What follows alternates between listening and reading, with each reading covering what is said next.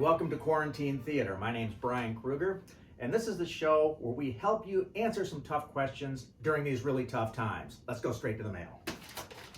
Today's letter is from Matt Hale in Wayne, Michigan. Dear Brian, your last episode on proper etiquette and manners during a date was gripping. I thoroughly enjoyed it. I think, though, that the responsible thing to show now is how not to act on a date. Sincerely, Matt Hale. P.S. Kids should know the dangers. Matt, that's a good point. I went back to the vault the other day, and I found just the movie. This ought to do the trick. Let's watch.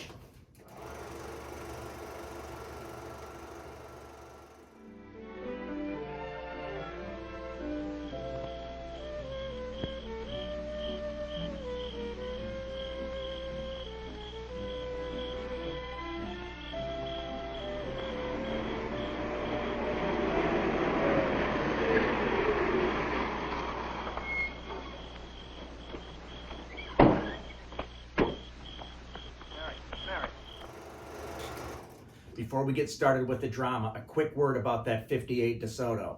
Great car. Mary, wait, please. I'm sorry, Mary.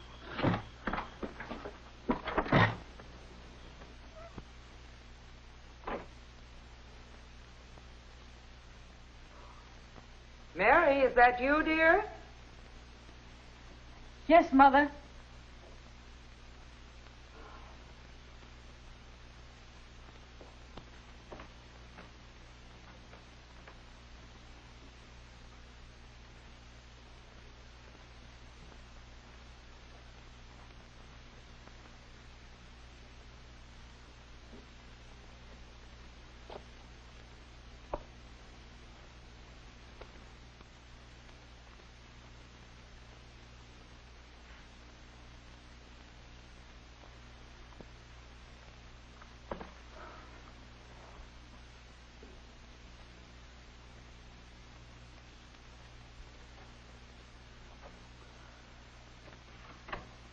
Did you have a nice time, dear? Very nice, thanks. Well, you don't look much like a girl who's been out having a wonderful evening. Oh, Mom. No, here. Oh, what's the matter, dear? Do you remember when you told me that I might have such strong feelings about a boy that it might be hard for me to decide what's right to do? Yes, I remember, but why? Well, it was something like that tonight with Jeff. You know, I like him an awful lot, and we have such fun at dances. Okay, so we know something clearly went wrong on the date. We also know that Mom looks a little bit like the Kukla puppet in the Kukla, Fran and Ollie show from a long time ago, like this. So anyway, let's see what happens. I don't like how this is turning out, but maybe Mom has some words of advice. Let's see.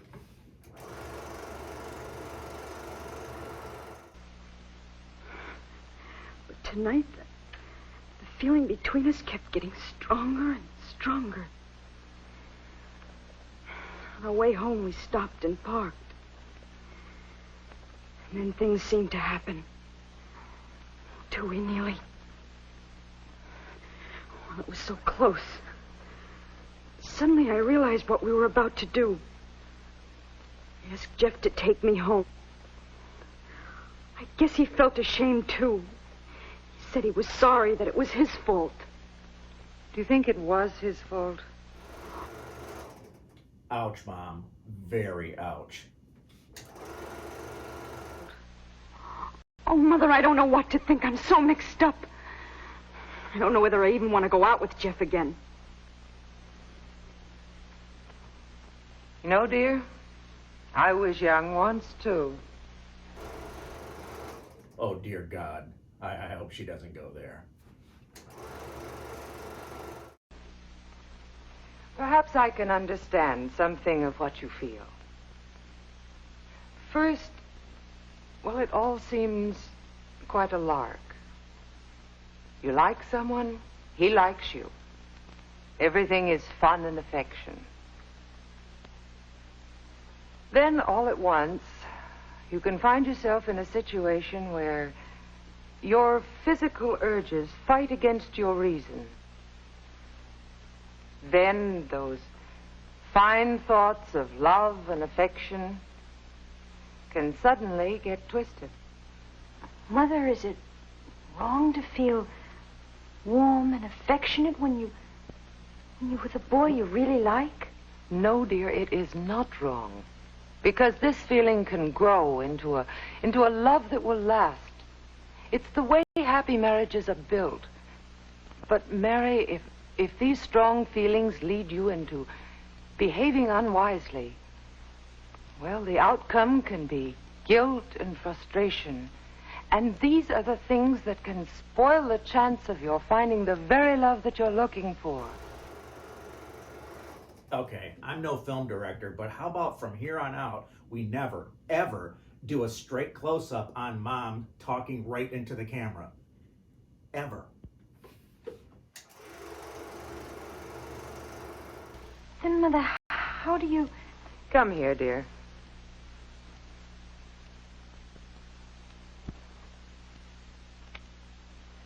In the height of emotion, it's not always easy to stop and think things through.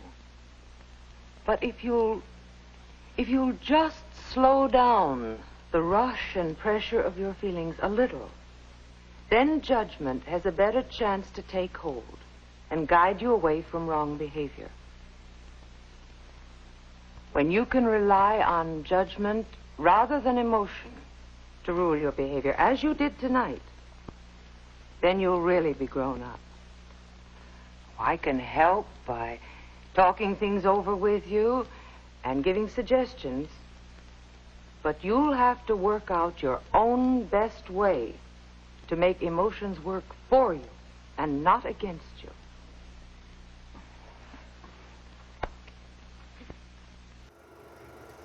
Maybe I was a little harsh on Mom. Those were pretty solid words of advice. I gotta hand it to her.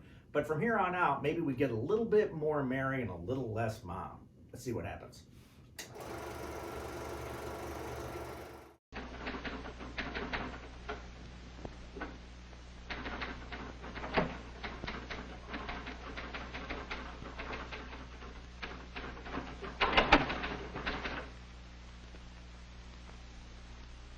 Hi. Hi.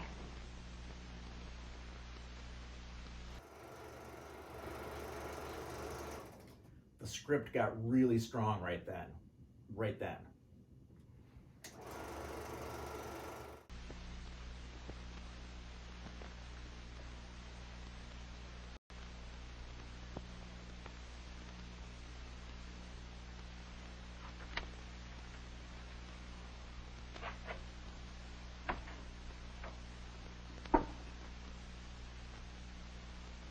Mary, I'd just like to say I'm sorry about what happened last Saturday. It wasn't because I think of you as that kind of girl or anything like that. It's just that I don't know. I gotta say something really quick. I have a couple hundred films here in the vault, and Jeff is actually pretty good. You don't see this kind of performance in this type of film. I'm just pointing that out. Watch this guy. He ain't bad. You're so terrific, and we'd been together all evening, and I just don't know what happened to me. It was just as much my fault as it was yours. I shouldn't have stayed out so late anyway. You're the nicest girl I've ever met, and we have so much fun together that I'd sure hate to ruin everything. So would I.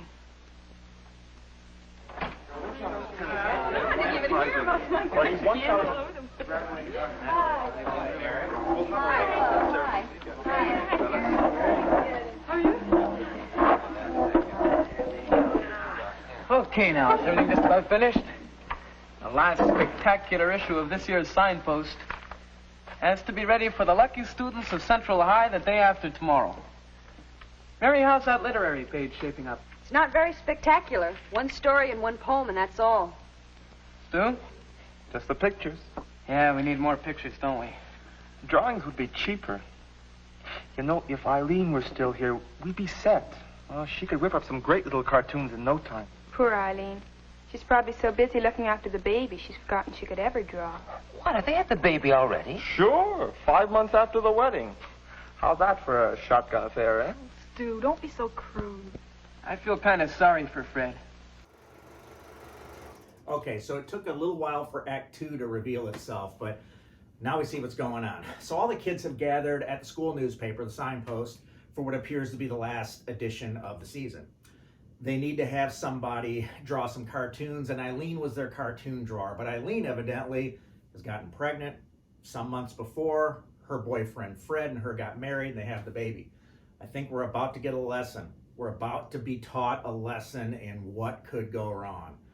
Let's see what happens next. I always wanted to be a lawyer. Yeah. Now I guess he's got to keep any job just so he can look after Eileen and the baby. Eileen was a real good friend of mine. Was I surprised when she left school? Gee. And then when she got married. Imagine marrying someone who has to marry you. Well, this isn't solving our picture problem. Hey, Terry, I got it. Eileen had a whole bunch of cartoons we didn't use last year. I bet we could use some of those. Why didn't you think of that? Just stupid, I guess. Okay, everybody, same time tomorrow afternoon.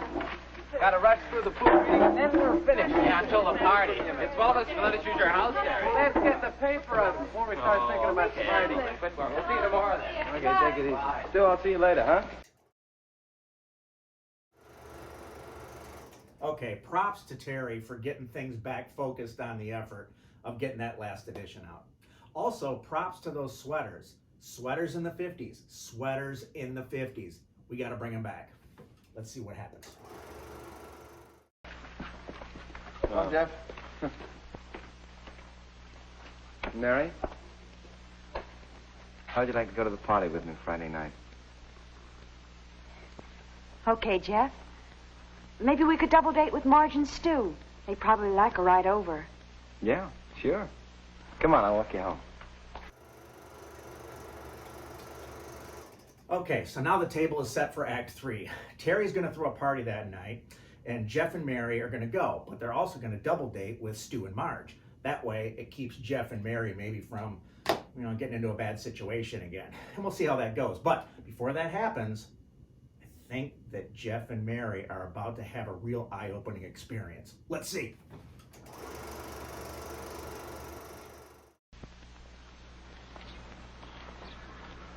Jeff, isn't that Eileen? It sure is. Baby and all. Gee, I haven't seen her since she left school. That looks like Mary and Jeff. I wonder if they'll say hello to me. Hold on. I get the message that they're trying to do here and what they're trying to say. But do they have to make Eileen look like somebody that's come out of the undead? She doesn't need to look like a zombie. Come on, guys. Let's perk this up again. Teenage mothers can be fine. They don't have to look like dead people.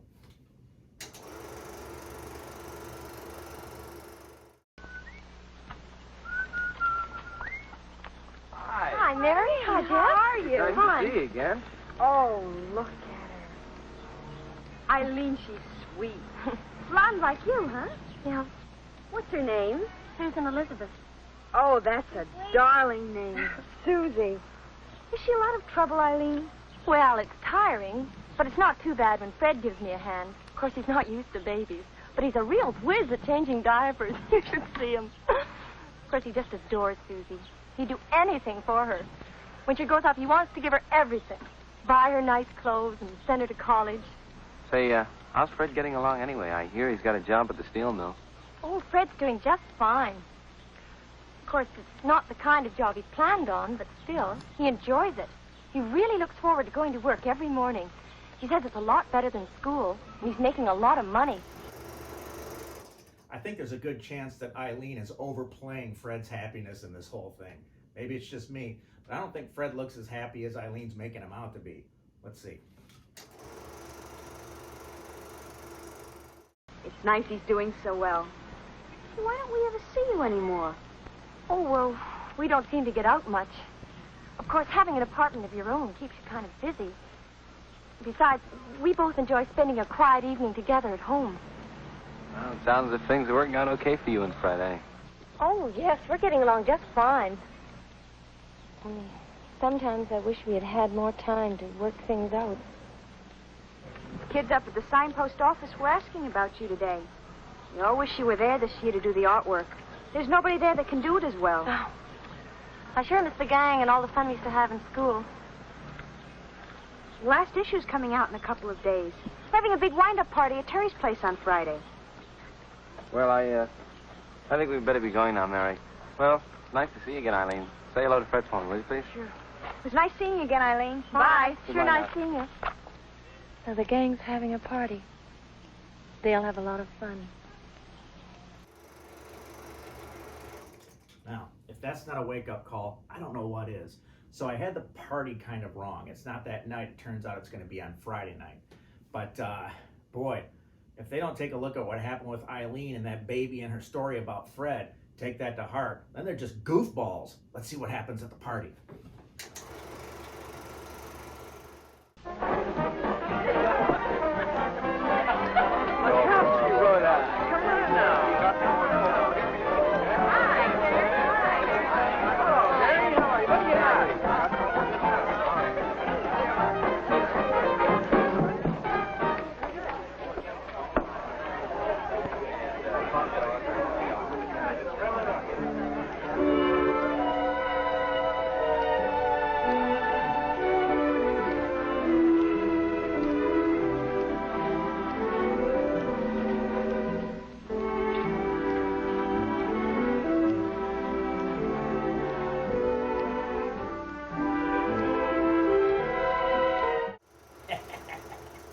Dude, well done with the light switch.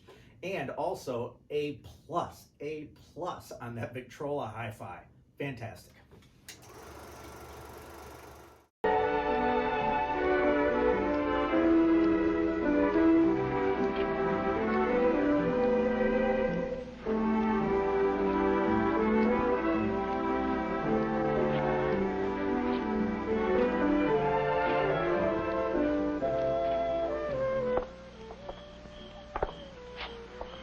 Oh, Jeff, isn't it a wonderful night?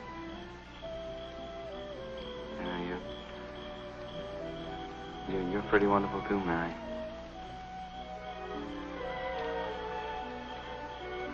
You know, we've been going for quite a while now, haven't we?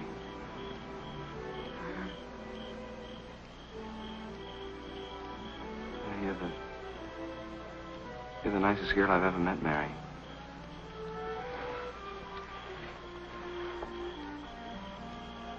Mary,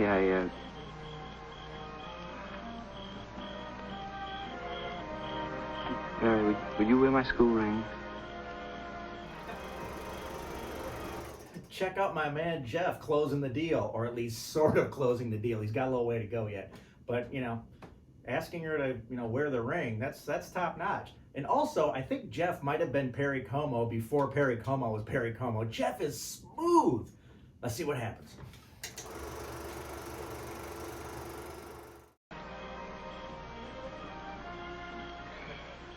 Yes, Jeff.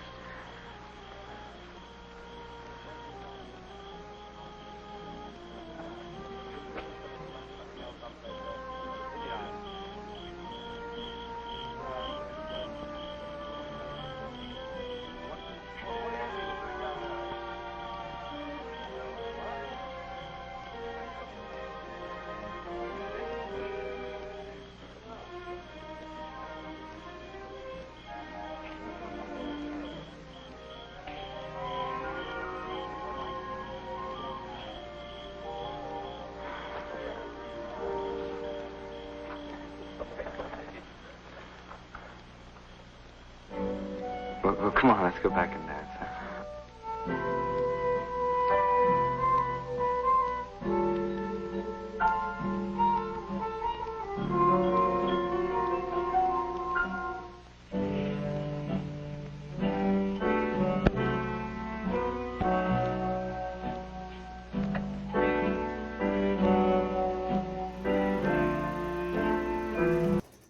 could have taken some lessons from these guys back in the day. That whole thing with turning off the lights right at the right moment.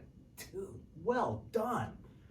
Well, they still got to get home, and there's going to have to be some decisions that are made. Let's see.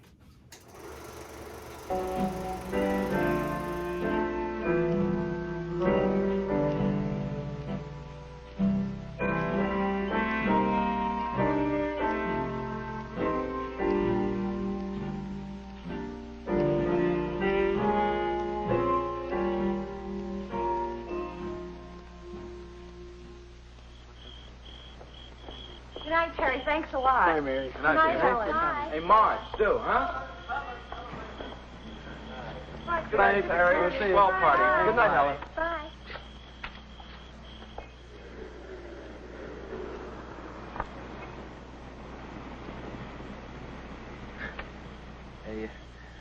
Hey, Stu, I hate to break things up, but we're at Marge's house.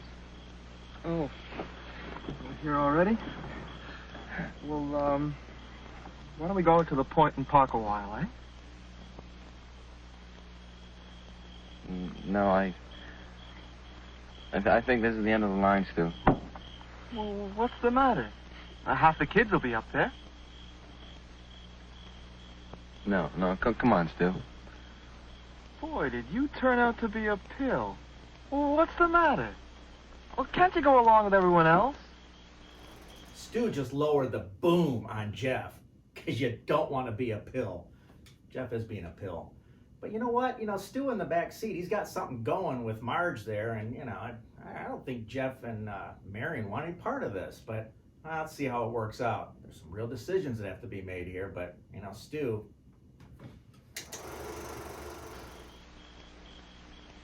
Don't you and Mary like each other anymore or something?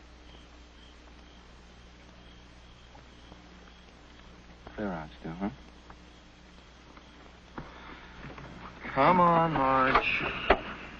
Night, Jeff. Thanks for the ride. And don't wait for me.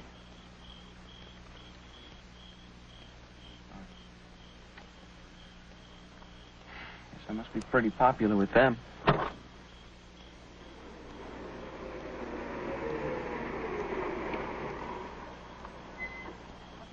Lights are on. I guess Mom and Dad are still up. How'd you like to come in and have a sandwich? They'd be glad to see you. Man, you can just almost feel the excitement from Jeff when she offers the sandwich with the parents after this date.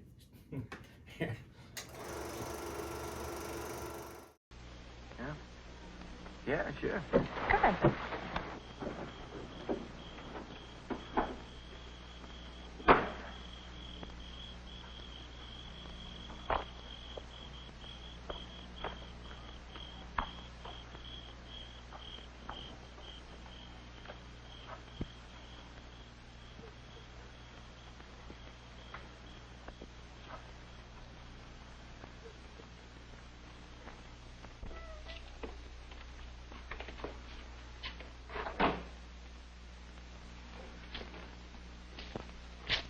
Mom and Dad went out with the Wilsons. They won't be back until about 2.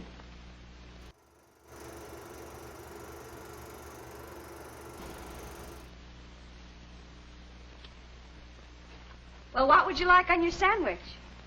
Oh, I don't mind. Anything would be fine. How about you? Oh, I don't care. You say. Well, what you got? I've got ham, tomato, cucumber. Yeah. Well, why'd you have to bring up cucumber? And bacon. And peanut butter. We've got a whole restaurant.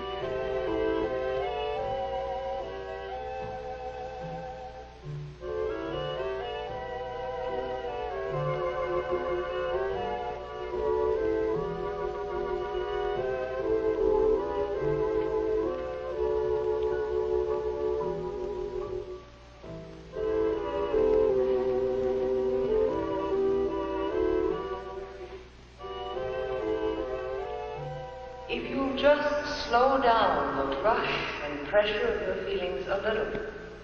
Then judgment has a better chance to take hold. We had so much fun together that I'd sure hate to ruin everything.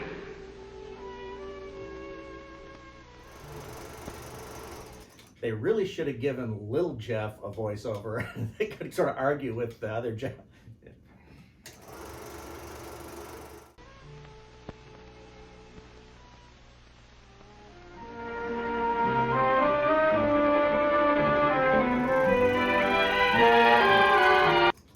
Wait a minute, that's it? That thing ended like a lot of my dates did in high school. Anyway, well, Matt, I hope that answers your question. I hope we've done it justice on maybe what not to do on a date and maybe the ramifications of that. So anyway, thanks for coming along. We'll see you next time on Quarantine Theater with Brian Kruger.